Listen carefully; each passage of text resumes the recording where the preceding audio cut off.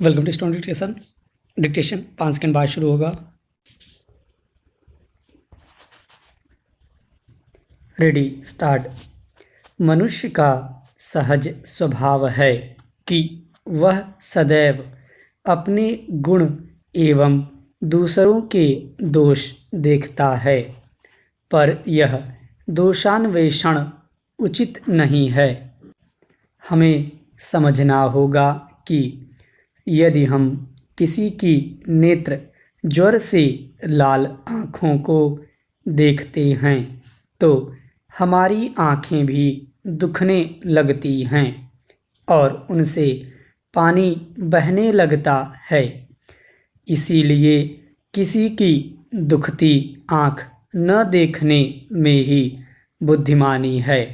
वास्तव में जब किसी के अवगुणों या दोषों पर हमारी बुद्धि जाती है तो उसके अवगुणों का प्रभाव हमारे मन पर भी पड़ता है।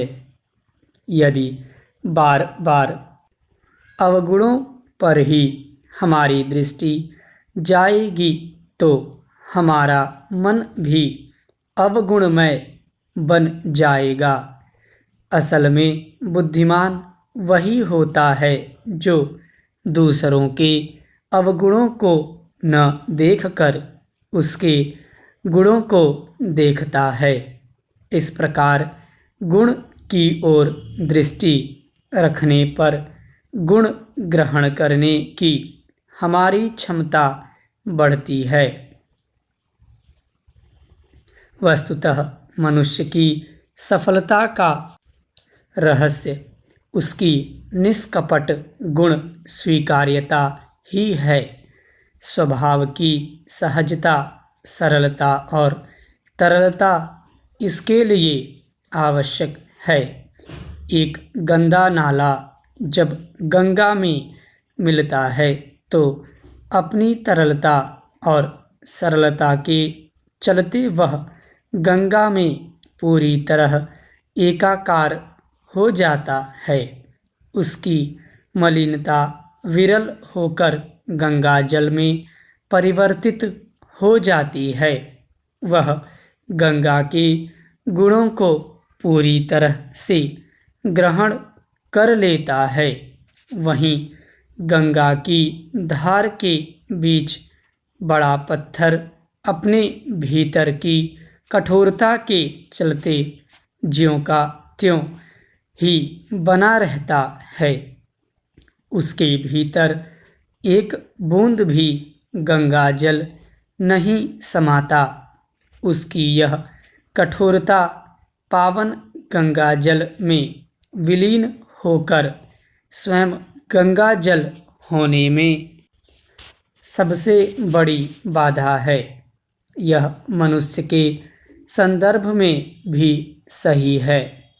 यदि हम हाथ में किसी अच्छी वस्तु को पकड़ेंगे तो वह सुगंध से महकेगा, और यदि किसी गंदी वस्तु को पकड़ेंगे तो दुर्गंध से भर जाएगा।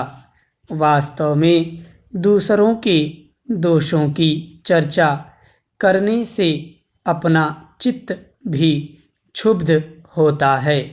इसीलिए दूसरों के दोषों पर दृष्टि न देकर उसके प्रति उपेक्षा का भाव ही श्रेयस्कर है। अतः हमें अपनी सहजता और गुण स्वीकार्यता के साथ सत, श्रेष्ठ और सद्गुण की संगति करनी चाहिए। चेंज। देश की एक बड़ी आबादी आज भी ऐसी है जो खाना बनाने के लिए स्वच्छ ईंधन एलपीजी, पीएनजी, बायोगैस और बिजली की बजाय लकड़ी और कंडे का सहारा ले रही है। विराम। अगर नेशनल फैमिली हेल्थ सर्वे के आंकड़ों पर गौर करें तो देश के 45% से कम परिवारों के पास ही स्वच्छ ईंधन हैं।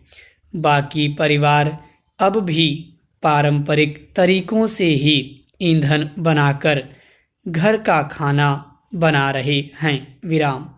सर्वे के मुताबिक असम में 42.1%, बिहार में 37.8%, मेघालय में 33.7%, नागालैंड में 43% और पश्चिम बंगाल में 40.2% परिवारों के पास ही स्वच्छ ईंधन उपलब्ध है। विराम।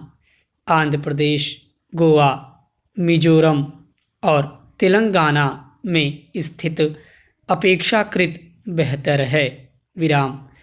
ग्रामीण इलाकों में स्थिति खराब है। विराम। यहाँ पर स्वच्छ ईंधन की उपलब्धता कम है। विराम।